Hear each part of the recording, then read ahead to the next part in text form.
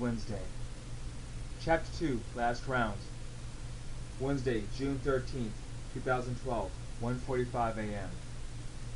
PBGBs, can a doctor use that word in a profession? I went out with her once in my senior year for my prom. Shit, I've tried to pursue a relationship with her after the prom. I guess I just didn't give a shit at the time. All I wanted to do was get a shitload of pussy during my senior year. Damn, I should have hooked up with her after the prom. Last call for alcohol, the bartender said. Shit, one last round. Fuck it, I think I drank enough for one night. I'm out of here. As I put down the newspaper, I walked out of the bar. I started coming out to this little bar in Southtown back in the summer of 2004. Across the street, they used to show movies there, mostly grindhouse type flicks. The first movie I saw there was Night of the Living Dead. It was one of my favorite zombie movies I ever liked, second only to another zombie flick, A Good Son.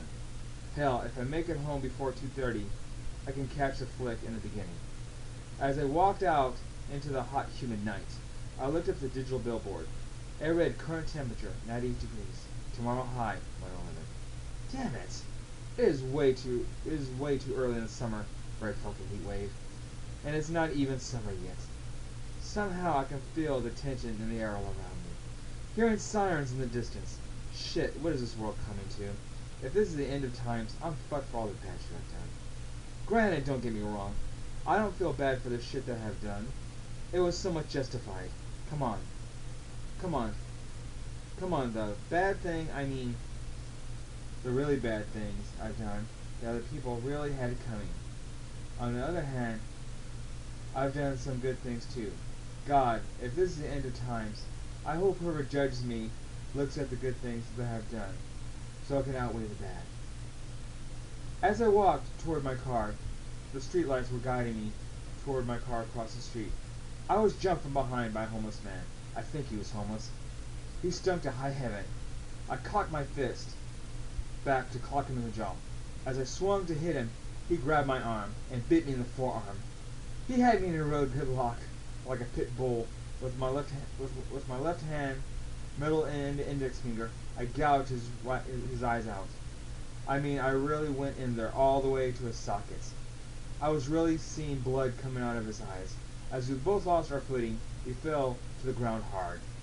I got on top of him. I pushed my forearm into his jaw to open his mouth wider. As his jaw opened wider, his jaw locked open. I pulled my arm out of his mouth, and I just started to kick the shit out of him on his head in a blind fury. When I finally lost steam, I realized I killed him. I was wearing steel-toe boots, and I cracked his head open, and his brains were hanging out of the side of his head, and on my boots. I looked around and saw two cop cars racing down the street toward me. I started to pull my thoughts together. Come on, I said to myself. I was attacked. Justifiable homicide. I was defending myself. Right, granted, I'm a little drunk. God, I hope I don't get Shanghai for this. As two cop cars blazed past me like I was not there. Shit, they must be in a hurry to go somewhere. Fuck it. I looked around if anybody saw me kill this man. No one is around me that I can see as far as the street lights can let me see. I looked at my wound. On the blood started to pour out of the wound. Blood coming down from my fingertips and on the hot, dry street. I started to feel dizzy. I don't know if it was a blood loss or just the shock from the wound. Before I could pass out, I walked away from the dead body and toward my car. I got into my car before I passed out. I just sat there in my car until the dizzying feelings went away. As I got clearer headed, I took out the first aid kit from my glove compartment, fixed up my arm the best way I could. I stopped the engine and took off like a bat out of hell.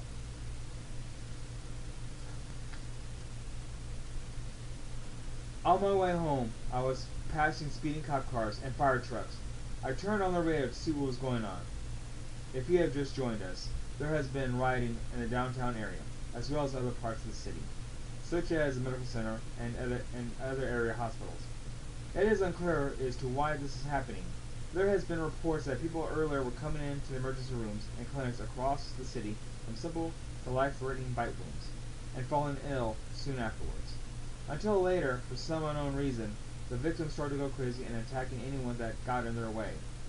Chief Han Gordon of the San Antonio Police Department said, "The only action that any citizen should take right now is to go to your homes and lock and bolt your doors and windows. We don't need anyone out on the streets at this time.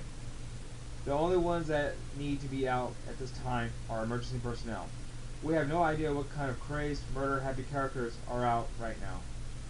Shit. Is this really fucked up now? God. This guy that bit me, he didn't take a chunk out of me. He just left his dental impressions. God, it still hurts. Like hell. I'm still bleeding, but not that much anymore. Fuck it. I can take better care of myself at home. No need to go to the hospital. With all this shit going on, the radio say people come in with bite wounds and later on starting to go crazy. I know that's bullshit, but still, I don't need any of those hassles to you. As I was driving past Roosevelt across the military drive, I was seeing an SAPD helicopter fly overhead with a spotlight combing the ground. God, this makes me see some heavy shit that is happening everywhere. As I turned on Ashley Street, I noticed three men just standing there at the corner. I turned my headlights on them, and they looked like they were in a very bad accident, all torn up and bloated. As I drove away, I was shocked on how they looked, but they just stood there, emotionless, blank. Looked like they were on drugs or just in shock. I made a left on Yet and then right on Tidal Street. I turned on the second house on the corner. My sliding gate was open. Shit! Did I leave the gate open before I left, or did someone open it when I was gone? I went up the driveway to park my car. I got out of my car and to look around. No one was in my yard, but my dog Lady was in the backyard barking like crazy. I looked at my neighbor's house. Someone was looking at me through the window. I waved to them, and they waved back and closed the blinds. God, shit. God, shut the fuck up, Lady. I'm home already, I yelled after her. I opened the front door, walked toward the back door to let her in. She bolted into the house like she was afraid to be outside. She ran toward my bedroom and got between my bed and the wall like she was hiding from something. I was thinking to myself, Lady was acting weird this past week. Hell, all the dogs in the neighborhood were acting screwy this past week. Like they knew something bad was going to happen. Something really bad. Then I felt a strong feeling that I was going to throw up. I ran to the bathroom, leaned over the sink, and started to puke my guts out. I could not stop throwing up. When there was nothing left, I started to get very bad chills all over my body. Fuck it, I said out loud to myself. Shits. Maybe after a hot shower, I'll feel better. After the shower, I cleaned up the bite wound. I started to feel better, except my entire right arm started to feel stiff and hot to the touch. I then went to the medicine cabinet, took 2 antibiotics, and went straight to bed. As I lay down on my bed in my dark bedroom, I could hear the sirens blaring outside, and an SAPD helicopter flying overhead with a spotlight shining outside my window. My dog Lady jumped on my bed and started to lick the back of my left ear. It felt really good because right now I don't feel too hot because the chills got worse. My head was pounding and my right arm was throbbing despite that it was hot. Outside, I shut off my air conditioner and covered myself with a heavy blanket. I curled up into the fetal position. Lady came back and continued to lick my left ear. Drifting in and out of sleep, sirens still blaring outside. Then I started to have really weird dreams, like the kind you get when you get sick with a high fever. In this dream, my girlfriend was at my parents' house, lying butt-ass naked on the table in the dining room. My parents and 3 older brothers and my sister were there, as well as 2 grandmothers and various aunts and uncles. They all gathered around the table. I walked toward her. She was lying so still, like a dead person, lying in a casket, her long blonde hair covering her breast. As I looked around her body, she was surrounded with dirt and worms. I placed my hand over her stomach by her navel and started to tear her open. The steam from her body was coming out, and blood was pouring out where I was tearing her open. I was tearing her apart like a child opening up a Christmas present, exposing her muscle tissue and intestines. As I pulled out her flesh, I started to eat it like there was no tomorrow. Blood was all over my hands and my mouth. My family and relatives looked on and smiling at the carnage I was doing to my girlfriend. I looked back down at my girlfriend. I noticed her open cavity. There was something moving around. I reached down to move her liver aside, and Lady popped out and started to bark at me. I opened my eyes, and Lady was looking at me, standing there on the corner of my bed, barking. My eyes focused over to the window. The morning sun was coming through. I looked at the clock by my bed. I could not focus my eyes on the clock. It was too fuzzy to see. The light was coming through the window. It must be around 7 a.m., I thought to myself. Bam! Bam! Did I just hear a gunfire? Is there still silence coming on outside? Do I hear people yelling and screaming outside? Fuck, Lady is really barking at me like crazy now. I tried to tell Lady to shut the fuck up, but I could not say anything. The only thing that can come out of my mouth is a low grunt. When I moved, Lady jumped off the bed and ran out of the room and down the hallway. I sat up on the bed. I stood up. My legs felt weak. I fell to the floor. I crawled to the door and grabbed the doorknob. I pulled myself up. I staggered down the hallway at a very slow pace. Where is that fucking dog? I thought to myself. I just wanted to tear her apart.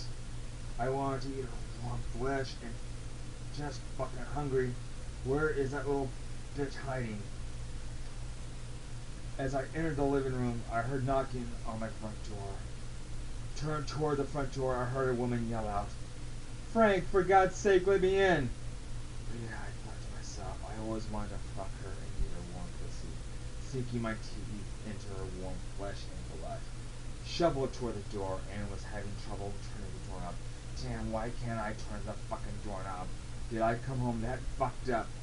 She continued to bang on the door in panic and yelling to her let her in. I was really getting pissed off. I just couldn't turn the fucking doorknob, and her screaming on the other side was not really helping. I finally turned the door and I opened the door. Rita looked at me with such horror. Her lovely brown skin turned pale with fright. I barely called out her name. Rita! I said. Get the fuck away from me, she said in a panic. Rita! I felt Lady bolt out between my legs. I felt Lady bolt out the door between her legs and ran toward Rita. She picks up Lady like a small child and backs away. This can't be happening, she cried out loud. I rose up my arms and walked toward her to taste her warm flesh. BAM!